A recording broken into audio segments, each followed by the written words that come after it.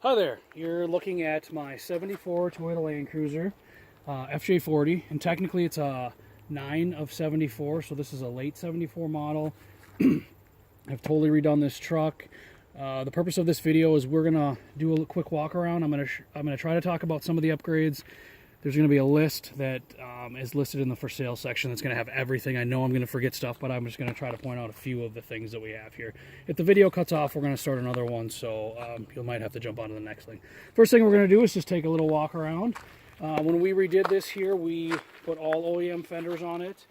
The tub is an aluminum tub made up in Canada by a company called Aqualoo, and they specialize in making Land Cruisers aluminum tubs. The nice thing about the aluminum is it bolts up and all your accessories fit on there. The good thing is you never have to worry about rust anymore, so that's why we did that. Is the biggest focus on this build was to try to never have corrosion ever again on this truck. So I mentioned we put all new OEM fenders on this truck when we did it, before we painted it. Those are not available. All the badges, all the lights are all OEM, brand new when we did it. The tires and the wheels we just did here this spring, and like the tires literally have 100 miles on. They're brand new. They are VF Goodwrench KO2 mud terrains with the OEM wheel, OEM hubcaps right from Toyota. The hood is actually an early model hood because it's what's called a split hood. So it has this decal on here, which is one of the reasons why I went with this hood versus a 74 hood. So it's just a little bit different and kind of cool. One flaw in this in the paint here is there's a little bit of a cracking right here. We can take more pictures of that. That is just one little flaw in the paint. Just wanted to point that out. So these what we have a hard top, excuse me, we have a soft top, and then I have this bikini top that I run in the summertime. We have a set of full doors and a set of half doors. These are obviously the half doors on here. Basically they're handmade, custom made out of a set of full doors. So you know how hard it is to find one set of doors. Well, you have two sets. These are an aftermarket hinge that allow you to, and they're on the hard doors too. So it's similar to a Jeep style. You'll be able to lift them off and put the other ones right on. Just have to unbolt the limiter on the inside, which is, I just keep everything hand tight, and then you can take it on and off. We'll show you that with the hard doors on here. But we'll move around to the inside here. The seats are just redone. These are the original 74 seats. We did it in a very similar pattern. The jump seats are original. They've been redone to the foam, both foams.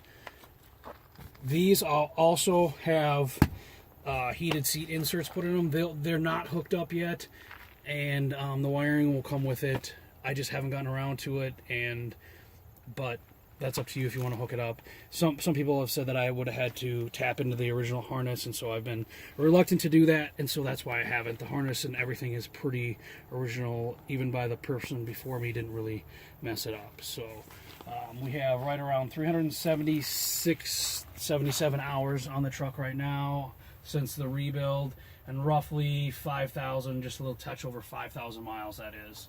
So the engine was completely overhauled. We'll talk about that more or less when we talk about the engine when we get to that video. But we'll go around again. There's a few paint scrapes here from where the door touches it a little bit. One mark right here. So the rear bumper is made. The rear and the front bumper is made by a company called 4Plus. They make a lot of Land Cruiser stuff. I forgot to point out the winch in the front, but we'll get to that. We can come back to that. So this is a swing out tire carrier. I always keep a cooler on here. It will hold 3 jerry cans if you want to. I just use a cooler more or less. So you can bolt that, and then you can swing both your tires out, or your tire or your jerry cans. And then this also has, again, made by the same company that makes the tub, you can get a tailgate that drops down, and it also has a storage compartment in it. So that's one feature you won't find on a lot of them. It's a cool feature. I used it to store tools and different things like that. The inside, we didn't just paint it. It's all paint matched, color matched bed liner spray in. So you'll see this in the whole inside of the vehicle.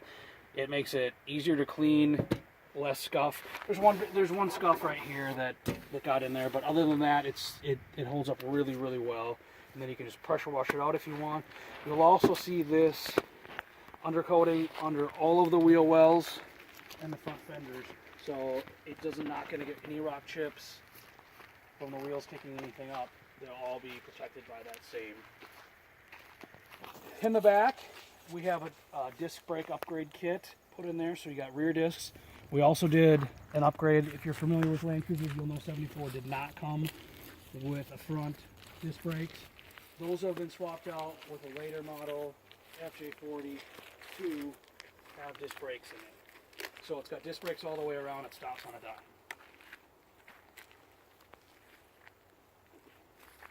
Well, come up. The front bumper and grill guard, if you will, winch guard, was also made by the same company, 4 Plus. There's an 8274 on there. If you're familiar at all with winches, you'll know that's the one to have. It has everything. 150 foot of cable that's in great shape. And when we did this restoration, I took every single nut and bolt out of here. We sandblasted the frame right down to metal. Then it was prepped.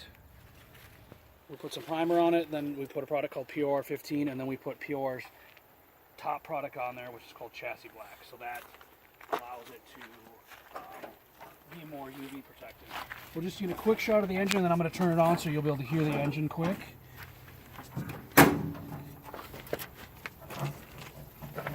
So the engine was redone. I'm not even going to try to remember everything that was in there. One thing I forgot to mention when we were in the back, we have ARB locking differential in the rear. It's all set up for the locking differential in the front. All the switches are there, all the wiring's there. All you need to do is have the differential put in, and it's all set up. You'll see we have a proportioning valve for the rear brakes. It's all set up where you want to. We have a bigger alternator, brand new rebuilt. Headers by Manafray, those are super rare. You can't find them. I know you can't buy them anymore, but they're great. Okay, I'm just going to start this engine so you guys can hear what it sounds like.